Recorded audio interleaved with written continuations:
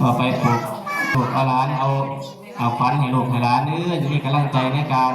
ไปทำการทำงานปลูกแล้วกะ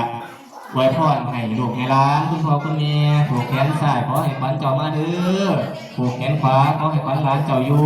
มาอยู่เสร็จสร้างเงื่อนงานในห้องเงื่อนคุณพ่อคุณแม่ครับนี่เป็นฝ่ายพระธรรมดาคุณพ่อคุณแม่ฝ่ายพระอินทราธิราช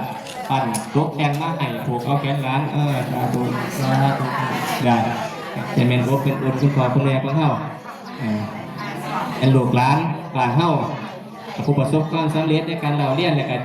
จะเป็นภาพเหตุการณ์ในเชิงลบสนใจที่ต่างสีน้อคุณพ่อคุณแม่ของเราเนาะผูกแขนเอากันน้ำเด้อมาที่นี่เด้อ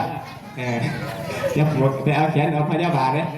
ผูกแขนเอากันน้ำปีใหม่แล้วปีใหม่ไทยอวยพรอวยไส้แห่งกันเด้อ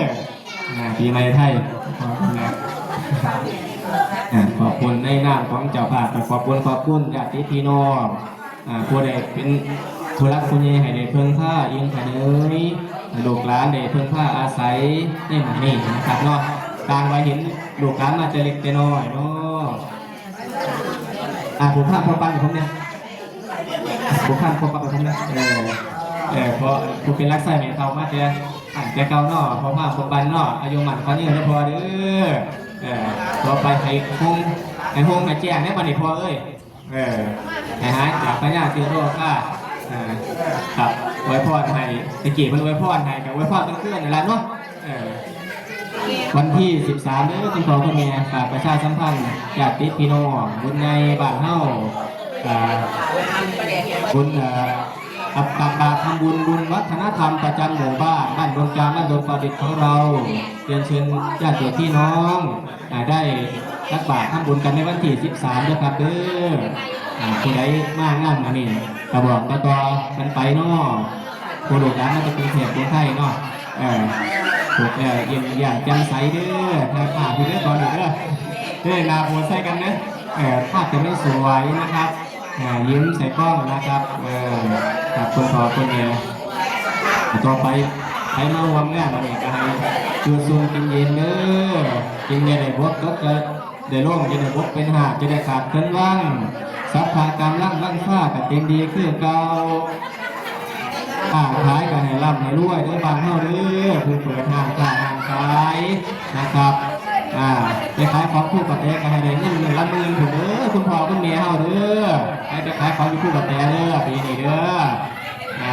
ผู้ใดขายอยู่บ้านให้ได้เป็นแสนผู้ละวันพ่อไหนกันครับ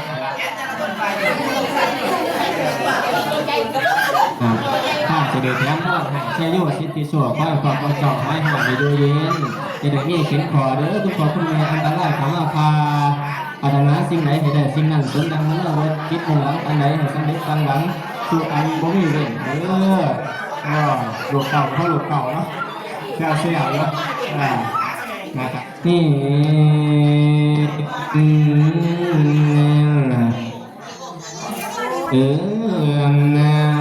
ฉันสิแถมพรให้ชัยโยสิทธิชั่วขอให้พวกหัวเจ้าหายห่อนเลยอยู่เย็นอย่าได้มีเข็มขออันตรายของอาคาพอเด้อเด้อปรารถนาอยากได้อันไหนนั้นไหลเข้าตัวสุดเดียวแม่หนุ่ยความทุกข์หนักพรสักษาสิ่งผู้ไทยความทุกข์กายทุกข์ใจรังนี้เสียเสียงไปเดือดใจเกี้ยงยกว่ามึงสัตว์เหลือแต่สุดทอนเหลือแต่สุดทอนเจอมา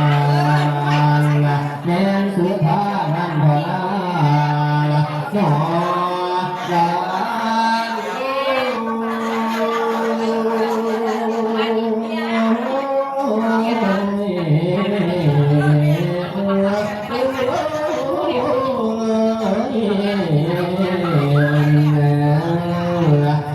ขอให้ญาติพี่น้องอยู่ระหว่างมีที่ไว้สีสุพรรณนะ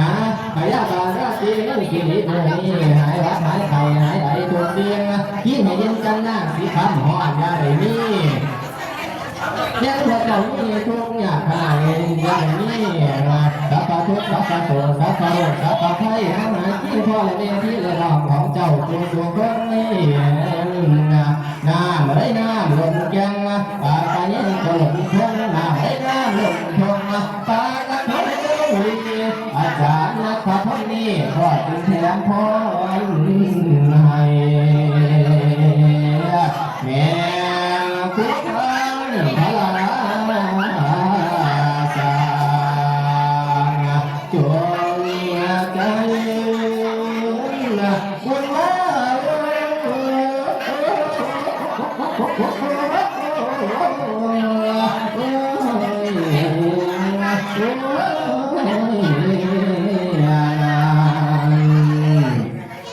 อคุณแม่คุณโยมมีไส้ถูกใครมีโซ่คุณพ่อแถมผมแถมพอดแถมกันเสียอย่างไรเนาะอันนั้นสิ่งที่ดีก็คือการเข้านะครับพอปันบอกกับพี่กันหน่อยก็ได้เลยเสียงเนี่ยตั้งแต่เสียงบุญเสียงหวานก่อนไปว่าพ่อเห็นดวงก่อนก่อนเนาะสาธุสาธุสาธุมันนั้นขอให้มันเกิดมันคำเกินสายสวรรค์ขอให้สิ่งนั้นดังสวรรค์แก่ขอให้ท่านได้แก่ทั้งหลายได้โยให้โยได้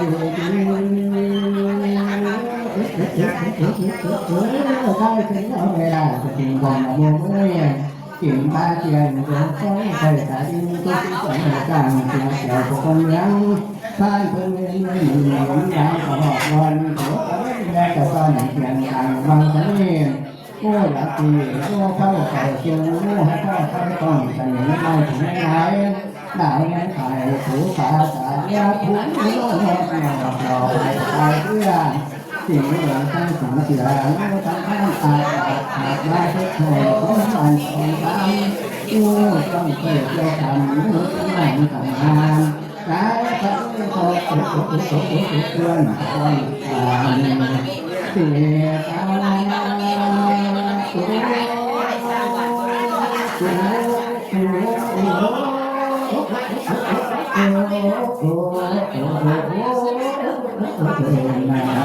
ตาแก่เขาอยู่นี่เองเห็นวันที่เราประมาณเนาะแต่ร่วมอาจจะว่าได้ตัดที่ไปกี่แล้วเลยตัดที่จะหลบก่อนครับขอบคุณประมาณนี้หน้าพอดีที่ร้านเด็ดเสื้อรถซื้อใจสั่นผู้นำผู้โถผู้เฒ่าผู้แก่เพราะนั่นจะปวดทุกคนเด้อถ้าผ่านอาจารย์เพิ่นผูกแขนไหนเขาว่างอะไรครับอะไรเขาว่างสแกนอะไรก็จะผูกแขนว่างทำไปเรื่อยๆจะได้ไม่ถูก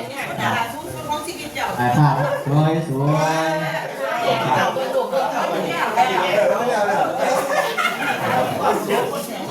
อาจารย์มัดแต่ละวัดยะทางต้องเข้าใบอ่านเสือพบเสือใจทุกตัวพวกเนี้ยบรรยากาศอากาศก็ชุ่มชื่นเย็นดีเนาะร่มบริสุทธิ์ปันใดกับสัมผัสพอดีพอดีห่อนเอาคัดเกอร์เลยว่านะครับหายกว่านี้หายกว่านี้ดื้อดีกว่าเขาดีกว่าเขาตามเหตุของเขาเคยว่าเคยจาเนาะปวดแขนสายของเจ้าให้มาปวดแขนขาก็ให้ของเจ้าอยู่แต่เดี๋ยวเพิ่งเดี๋ยวผ้าเพิ่งทิ้งยิงกันเลยเดี๋ยวเป็นลูกผู้หูลูกผู้ดีแต่เดี๋ยวพวกแวนญาติพี่น้องเนี่ยเพิ่งผ้าอาศัยมันว่านะครับในคำโพแคนโน่ลายเซนี่ก็ได้มาจากกินข้าเจราโลกประทานลงมาถูกเอาขวัญหลานนี่ทำไมผมแล้วแต่ว่ามาเยอะครับมันต่อไปตกทีทางไหนเนาะทันบริเวณโยกี้โยกี้จะได้เน้นสั่งคนละทั้งพันมาโยกะเจ้าจะได้เน้นข้าวกินข้าวผีให้พันเจ้านี่นะฮะก็ซื้อเจ้ามาผีให้พันเจ้านี่นะค่ายจะเชื่อมาได้ของเป่าแต่จะมาอยู่สื่อสารดองคอดองเมียเจ้าดื้อถ้ากินเขาก็เปลือกดองตาเจ้าซะเยอะเพื่อนหักเจ้าสิ้นห้ำย้ำเจ้าสิ้นแก้วไม่ค่อนสั่นก็บ่ได้จับตีเจ้าดอกนาฟันไม่ค่อนนี่ก็บ่ได้จับฝ่าบ่ได้เจ้าก็บ่ได้ประมาทเจ้าจับเชือจับมืออะไรจับย่ามนั่นละนาฟันฟันเจ้ามาอยู่หน้าโยเที่ยงอันนี้นะครับโอ้คนไปด้วยกำลังใจจากพี่จากน้องจากคุณพ่อคุณเฒ่าของเฮาเนาะจากข้ามอวยพรจะสิ่งดีๆนะครับเห็นลูกเต่าได้ต้องการทำงานเนาะ